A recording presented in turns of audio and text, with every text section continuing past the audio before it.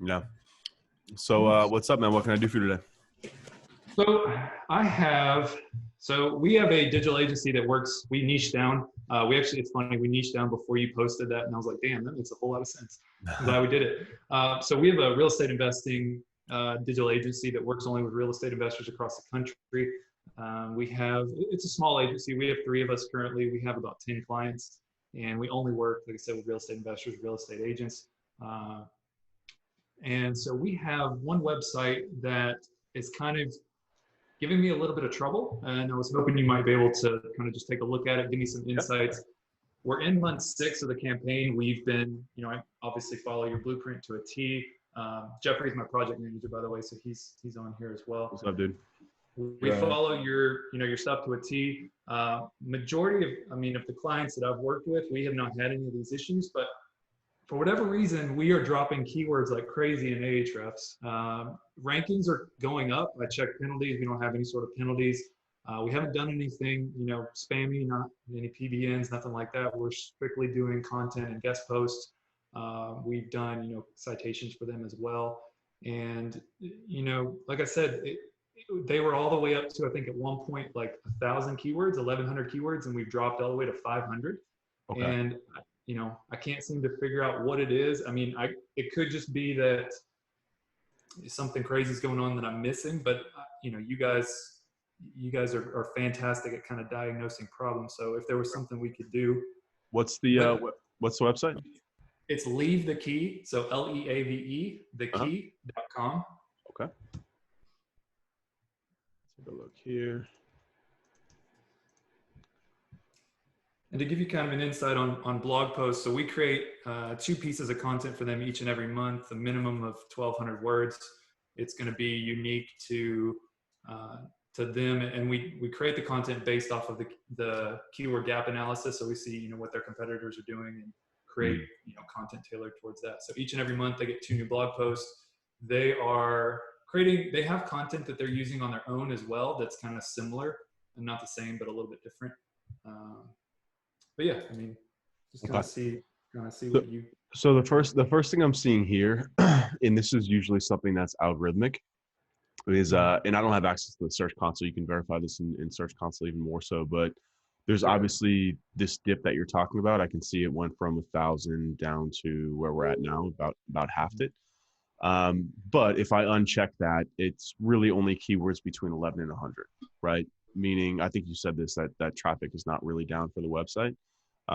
It's just the overall keyword visibility. Usually when this happens, it's usually a relevancy thing, like especially if you're creating a lot of content, what can happen is you'll pick up a lot of these positions, 11, really like 50 and up likely, that are just kind of picking up like super long tail, but kind of obscure, irrelevant keywords that even if ranking probably wouldn't provide much value to the searcher.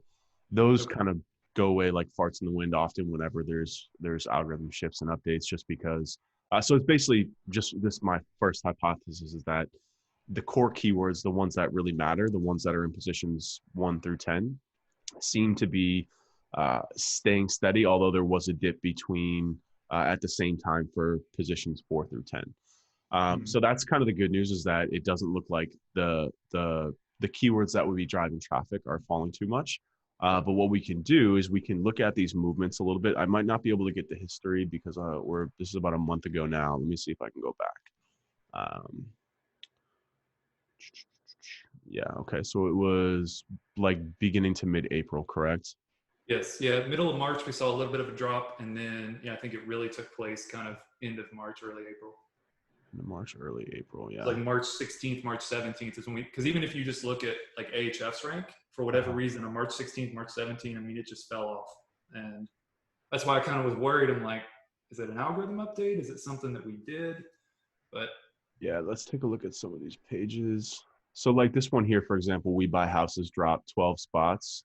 You can see that this wouldn't necessarily be a good, this would be and this is the challenge with these tools too, is that We Buy Houses, that was probably localized when that was ranking for, which is like very difficult to track in these situations, because I could never see this page ranking nationally for We Buy Houses, especially if you have dozens of them across the website, right? Right. So again, kind of those irrelevance are pushing off. Are these pages here? Are these all unique, or are these templated and just kind of like location is spun through? So I'd say they're pretty darn close. Now they're all templated very similar, but we've gone in and we've tried to switch out the content in each, like especially the first paragraph. But like the as is condition, sell your home quickly, Yeah. all of that is the same. Our simple process is the same, but like the actual paragraphs of content, those we've gone in and we've edited. So if you go down like the locations, you'll be able to see in the top right that we've got New York, Long Island, Queens, and Brooklyn. Okay. And each one of these are these the only 4 locations? Oh, then you have the sub pages underneath these too, correct? Correct. So New York will be like a folder, and then we've got Long Island under New York, Brooklyn under New York. And then, how do I access these pages from the website? Like, how do I get to this Long Island one from the New York page? Oh, there it is. Okay. yeah, from there. Yeah. Okay. So there's really only four of these pages then. Mm-hmm. Do you think it's a good idea to kind of add something like at the very end to say like, hey, in New York, we buy houses in Long Island, Queens and Brooklyn, so that it's more of like a clickable item as opposed to the drop down? No, that's cool. I just didn't know if you had like very, very niche specific underneath these. Like a lot of times people go into like zip codes. No, we're not. Yeah, we're not that granular with it. We are going to start adding a couple more cities. I think the client was wanting about 3 or 4 more cities, and then they were wanting some stuff with counties too. And I was saying, if we create a county page that the city page is already in, we're going to cannibalize it. So we might as well do like a blog post. So like they're in Suffolk and Nassau counties. And so I was like, hey, we can do, a blog post about Suffolk County or Nassau County or whatever it may be. Top home buyers in Suffolk County or whatever, and that won't cannibalize or leave the key or our island page. Who are they writing these pages for? Or are you guys writing it for them? We're writing them for them. Okay. And are they paying you for that, or is that just kind of bulked into your? So we work on a retainer fee. And so each month we've set aside like $400 for on-page optimization. Some months, we use it for creating new pages. Some months we use it for, just fixing issues with blog posts, combining content, that sort of thing. Because we, since we're smaller, we're newer, we're $100 an hour. So about 4 hours of our time every month. Okay. Yeah. I mean, what I would say too is I would try to get these as unique. Like if you could get them in, if you could get a little bit of extra. So this is also why too, getting expenses for content writing and link building are so important, because that way what you're stuck in now is a situation where if you want to make improvements, you have to eat out of your own budget and eat out of your own margins, which sucks. So just like going forward in future planning, what I would say is, and this was a lesson that we learned too when I first started the agency. It was like $4K a month flat fee. That's it. Flat fee was the easiest way to sell. People like that. You get a tangible set of things, and we included content writing and link building in that, but we would have to budget out in order to hit margins what we do. And what happens in those situations is you're not always able to do what's best by client, because you have to manage the business element and the margin side of things with, again, like what's best for the client. So content writing is something that you should always try and get a budget for, because of situations like this. Like I would say one of the things just off rip that I would do is just get these pages rewritten to be completely unique. You know what I'm saying? Like keep the same template, but have a writer go in, get a copywriter in here and make them unique, change images, change alt tags, like all that stuff, right? Like there's nothing wrong with using a page template. And in all fairness too, I've seen plenty of websites just like this that have pretty much the same pages over and over that rank, but they usually have a really high authority and a lot of trust with Google. So they're able to get away with it. But when you're working kind of as a smaller company, I didn't really see the link profile of this website, but presumably it's a little bit smaller. Anytime you can go unique is always going to be the best thing to do. Okay. Bypass is fast in Long Island. So I'm just going to assume these keywords match up. I mean, the other thing too to do is when you go through and you look at the keywords that are falling. So buying a house with a lien against it. So like just kind of going through and seeing, so like, for example, you don't have the keyword lien on these pages, right? But what Google's telling us is that this is a relevant kind of phrase that goes within this pages. Oh, this is on the home lien page. Sorry, that's an incorrect statement. But it's the same concept, right? To go through and kind of look at some of these keywords that's falling, right, and just make sure that these pages do include those keywords, right? You can throw this into subheadings, and again, this is a little bit challenging too, because it looks like a lot of these keywords are not localized based on location. but it's the same core keywords will apply, just kind of spun through based on location. Sorry, do you have a question? No, you're good. I was just gonna say, like for Long Island and for Brooklyn, like most of the search phrases are under 50 a month. Yeah, I'm sure. Some of them are less than 20, but they're really, money keywords because the conversion for the client could be 15, 20, $30,000. And so, and actually for this client, even more because of how expensive the real estate is. So those 50 searches, could turn into a good amount. So it's difficult from the keyword research standpoint because I can't find like Yeah. house fast in Brooklyn. Like there's 2 or 3 keywords that really show up, but a lot of them don't show up in some of the tools. So it's tough. So you're just saying like take these national keywords like we buy houses. Obviously we know we buy houses is a money keyword, but just add like Long Island, add Brooklyn to it. And then that's assuming that's your keyword. Is that kind of what you're saying?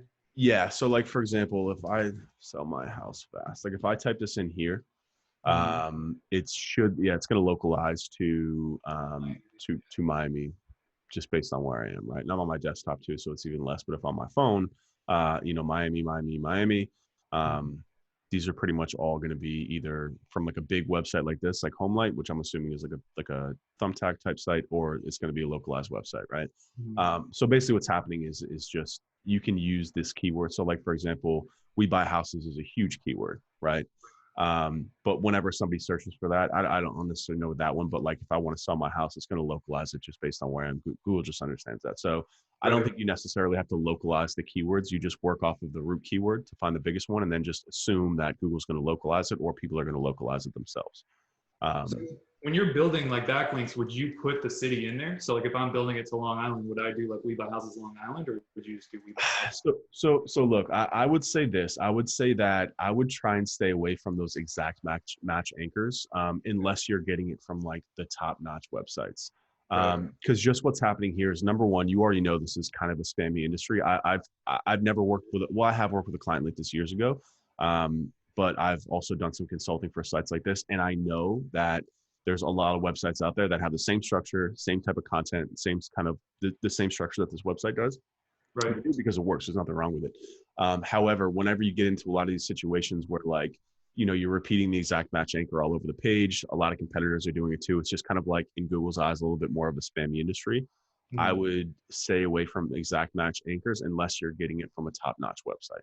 Gotcha. In that case, go all in with the exact match. But if you're doing guest posting, a little bit more of kind of like the link building that I've talked about recently, I would stay away from that. The other thing that you could do though would be to, again, this is all about budget, right? If you're having to eat, are you eating your links out of the retainer that they're paying you?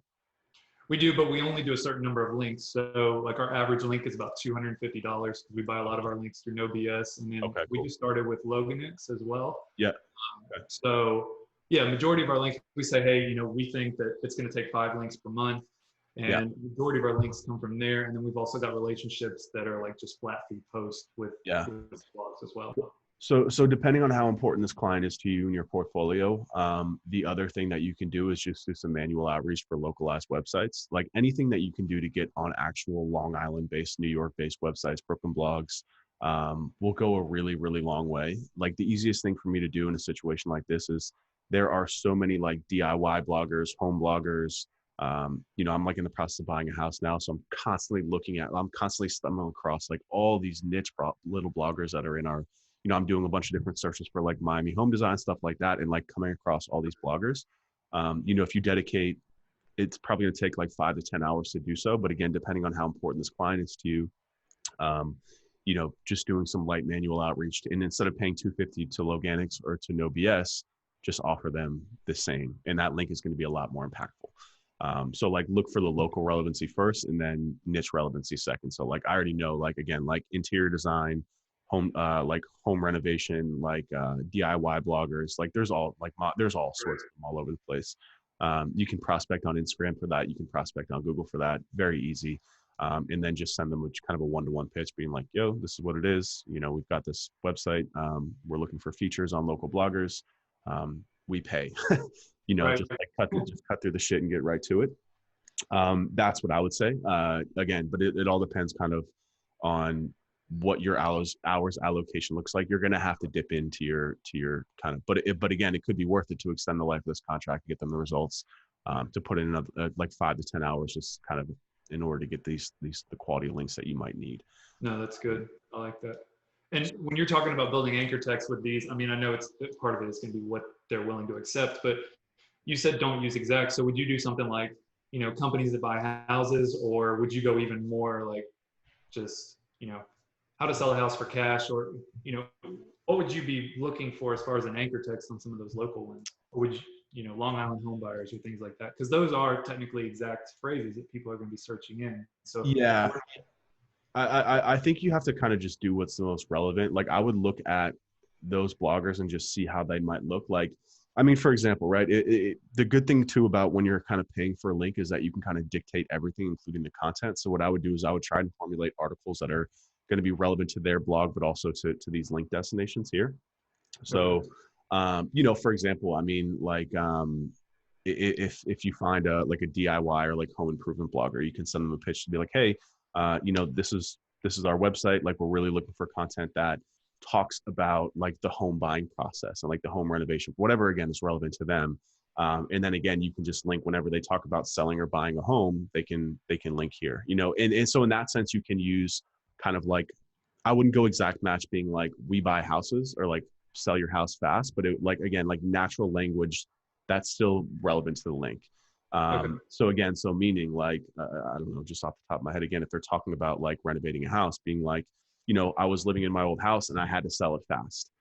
So I found a broker in Long Island and sold it, you know what I mean? And then that's done, so that's what I would recommend. So it is kind of still like a contextual relevant anchor. But again, like I always try to stay away from like just going like we buy houses with that link. It's just, it's a little bit too much. And I think there's just more risk than benefit from it. You know what I mean? For sure. Yeah. No, that makes sense. I appreciate that. It's always been a question. I'm glad you answered that, because we've always been trying to figure out, what performs better as far as, is it localized with the city on there and whatnot. So, that's good, because a lot of our links that we are building are we buy houses or sell a house fast, or, home buying companies. So that's good. We'll start diversifying those and kind of test our results. Yeah. So the other thing too is, and this is something that I don't know the answer to, but I would imagine that there's a difference between the search or the keyword we buy houses and sell your house, right? We buy houses, to me, like I'm seeing these are kind of like the big keywords, and a lot of the ones that you've lost are like buy homes in Brooklyn. If I'm searching for buy homes in Brooklyn, I want to buy the home, not sell my home, right? And these pages are to sell your home, correct? Well, we buy houses is the reason that makes sense is because I don't know if you guys have them in Miami, but there are these ugly little yellow signs that sit on the corner of roads, and it says we buy houses, dial 1, 2, 3, 4, whatever. And so that's where the term comes from as a home buyer, as opposed to selling your house. But you're 100% right. Like an industry. The website is about selling a house, but people see those signs and they're like, well, we buy houses. So they type in we buy houses. Got you. So it's like a brand name almost, in a sense. Yeah. Okay. Yeah, I mean, that's just we buy houses websites. Yeah, a lot of the ones that looks like fell off are in the we buy houses thing. Mm-hmm. The other thing to do is just some competitive research too. This can always help. If you the beautiful thing about Ahrefs is that you can get access to other websites too and just see how they perform. So looking at the competitors to see whenever you lose, somebody else wins, right? So like around this time period when you went down, to see who went up and just see if they're doing anything different. And what it really comes down to is just the quality of the landing pages and the quality of the links that they're getting. It's really simple. Right. So it's interesting. I don't know if you have time, but one of our biggest competitors is sellnowhomebuyers.com. I don't know if you want to look at that, and maybe that'll kind of help. So, yeah, that's it. Or at least one of the biggest competitors for this client. So they have built a ton of Web 2.0s. The majority of their backlinks, if you pull their profile, is like site 123 or WordPress or something like that. So it's interesting to me that they can perform so well with such low quality links. And I feel like we've got links from Forbes, Inc., these good magazines and these good posts, and that's. They got a lot of history here though too. You guys for sure. That website's been around quite some time. Yeah, it looks like they actually if you see this, it looks like they got hit right around the same time. Pretty much mid-April. Let's see here. Let's get rid of these. Yeah, really actually the same trajectory. So the other thing to look at too, if this is like an industry wide thing, is just like look at what's going on in the search for those keywords. Like, are there more ads? Are there knowledge graphs? Is there a shift? Sometimes what happens too is that there's just a major shift in the type of sites that Google wants to rank, especially in industries like this. Have you guys seen any shift because of COVID, like in the SERPs? I know that, maybe since we're real estate related, I didn't know if, Google have been showing anything that way, or I'm not sure. Um, yes and no. It actually looks like you guys are ranking really well here. Number 2 for We Buy Houses Brooklyn. Yeah, the rankings are okay. It's just, we're just kind of getting into that top 3. Yeah. Yeah, they've kind of flirted on 3 and 4 for about a month and a half. But again, we're only really in month 6. This is month 6 of the campaign, and we started from like dead last. I mean, wasn't even visible. So we pretty much built their page from scratch, and Yeah. so we're definitely seeing improvement. It's just, how can we do better? How can we Yeah. improve? Because this is an industry that, while it is a big industry, not a lot of people talk about it, and there's not a lot of information about, what to do. Yeah. No, I agree. Give is great. I agree. It looks But like yeah, the review scheme here too. search updates. Take a look at that. To your answer, no, we haven't really. And to be completely honest with you, I only really check in with the agency like maybe once. I check in weekly, but it's not at that granular level. It's more like, Sure. what problems are you having? How can I help? What's the pipeline looking like? But we have been talking a little bit more because of this, because there was a big algorithm update this past week, and actually all of our clients went through the roof, which is amazing. Yeah, So in terms of COVID, we also have a very small portfolio, and none of them are local businesses anyway. So there hasn't really been much of an impact, fortunately, for our portfolio. So short answer is no, I have not seen anything major from that. So, okay. let me just look at their pages here too. And I do have a question for you in regards to page layout. So this is something that's talked about in our industry quite a bit. You've actually done a webinar with this same company, not Sell Now Homebuyers, but so this is an investor care website, the Sell Now Homebuyers. You actually did a webinar, I believe it was out of LA, it was Miss Property Solutions. It was a Carrot template, and you guys were discussing, I don't know if you remember doing it, but you guys were discussing kind of the layout and what Carrot is. So majority of our clients are actually built on the Carrot platform. It's just a WordPress theme that you can customize, and basically Carrot gives you a template, and you don't have to worry about any technical. They take care of all the technical for you. You just have to worry about the content. But one of the things I wanted your opinion on is, if you look at Sell Now Homebuyers, it's obviously ranking very well, but look at all the garbage. I mean, I shouldn't say garbage, that's a bad word, but look at all the text that's on the page. Do you guys find that performs very well? Because every Carrot website, I feel like, looks like this. It's Yeah. So look, I feel like in this situation, this is like a straight lead gen. This is a sales operation, is what this is. You know what I mean? So what they are looking to do is get the phone to ring or get that form submitted. Everything else underneath the fold is just an SEO play.